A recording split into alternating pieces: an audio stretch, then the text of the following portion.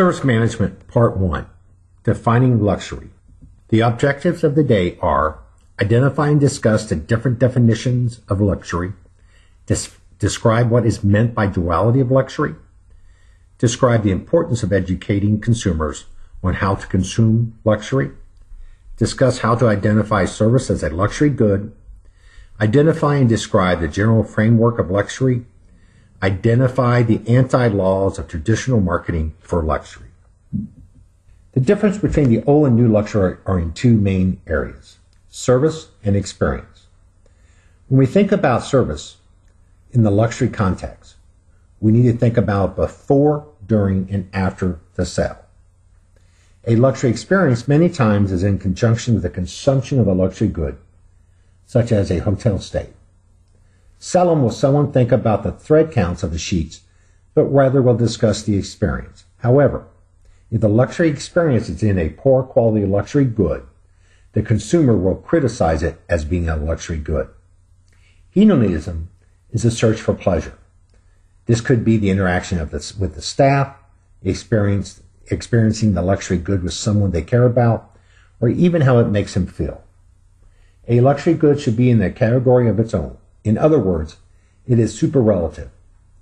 This means it has no comparables. A luxury good is also expected to be able to be personalized. In other words, how do you customize a luxury good or experience for the luxury consumer? The consumption of a luxury good shows that person finally made it in terms of their social status. For example, if a person is able to drive a certain car, stay at a certain hotel, or wear a certain designer, it shows that they are both sophisticated as well being part of a social class. For a good or service to be considered luxury, it must have two main critical outcomes. It must be a hedonistic experience, and it must reflect positively on a person's status. This concept is called the duality of luxury. Here's another model of luxury. From my perspective, the outcomes of luxury are the duality of luxury, which is hedonism and status, while the other elements are the antecedents of these two outcomes. A luxury good should also be seen as timeless in order to justify the high price. For many luxury goods, there's a long heritage, and in many cases, it could expand into decades or even centuries. Authenticity doesn't necessarily mean perfection. For example, every diamond has flaws, and every bottle of wine also has flaws. However, these flaws are really the expression of a luxury good. Rarity means that there's only a certain amount of luxury good available, while exclusive means that only certain people can have it or are able to afford it. Rarity can either be a limited resource like diamonds or a fine wine, or it can be the perception of rarity. For example, only a few people are given the special offer. We talked previously about personalized service and premium pricing. The one thing you should always remember is that luxury determines the price, and price doesn't determine luxury. Super relative means that there is no equal. If a luxury good has comparables, it's really a premium good. When you stay at a luxury hotel, what type of hedonistic pleasures do you seek? Or how does wearing designer clothing provide you with these hedonistic pleasures? When designing a luxury experience, we need to think about how to individualize it to our guests. Think back about the last time you had a hedonistic travel experience. What made it pleasurable? Did you feel pampered? Many will argue that many times we want to create a sensual experience without the sex. How can a luxury hotel do this? How can drinking a fine wine improve your social standing? A luxury good must be worth the price in terms of its craftsmanship and quality. People who design and execute luxury goods or services should be viewed as creators and artisans. The good or service must be seen as best in class. Otherwise, it's just another comparable good or service. Since many luxury goods are so sophisticated that it takes experts to assist luxury consumer to appreciate and correctly consume the product. For example, Think about the art of consuming a fine wine. Diamonds are judged by the 3 C's, and sometimes a spa has to educate the consumer how to best utilize their treatments to improve their health. Let's take a look at these 2 examples. What are the luxury antecedents of each, and what are the outcomes? More a luxury good or service can be personalized, more important it will be to the consumer.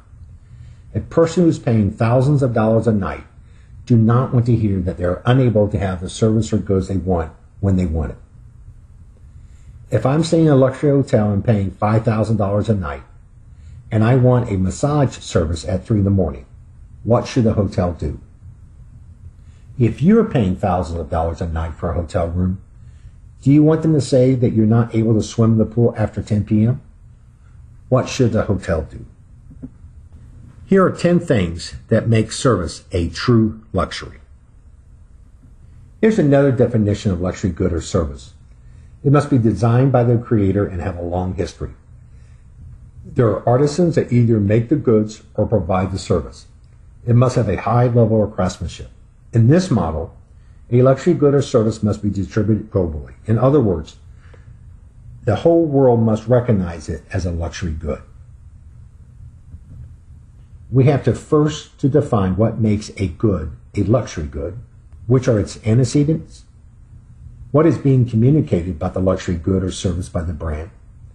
Many times, the luxury creator has no control of what is being said about a luxury good. For example, the magazine like the Wine Spectator ranks the quality of fine wines. For many luxury goods, it is critical on the situation in terms of how the product is being sold. All this together creates the added luxury value. There is a debate that wholesale clubs are undermining the credibility of a fine wine because they're selling excellent fine wines in their stores. How do you feel about this? Consistency means that a luxury good is sending out a consistent message to the consumer. However, with the pressure of luxury brands being required to produce a certain bottom line, many times it will have a negative effect on the message and the brand. For example, should a luxury good ever be sold at a discount? Should it be sold on sites like Priceline? Why or why not? Here's a previous model expanded. This model shows the importance of creating antecedents of luxury to create a luxury good. Not only is it important to create a luxury good with specific antecedents, but it must be communicated effectively to the consumer, and the transaction plays an important role in reinforcing it as a luxury good. Finally, what a luxury good finally means to the luxury consumer is the most important aspects of any luxury good. In other words, the outcome should have a focus on the consumer status and experience. The previous model has been redefined to make the antecedents and outcomes that have a stronger emotional appeal to the consumer. Many will argue that this approach is more from the New World perspective because the Old World perspective focused on creating a luxury good that in itself is a piece of art to be appreciated. One definition of luxury compared to a religion, because there are so many similarities. There's a creator, there are family myths and legends. Many times there are oral and written histories of great people or events. There's a founding place where it was created.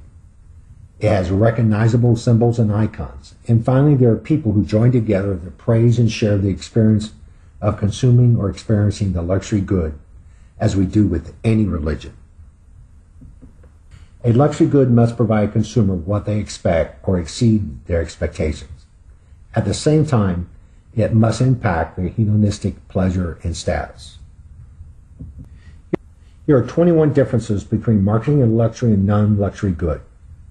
Let's go through each of these. Let's do these in-class assignments.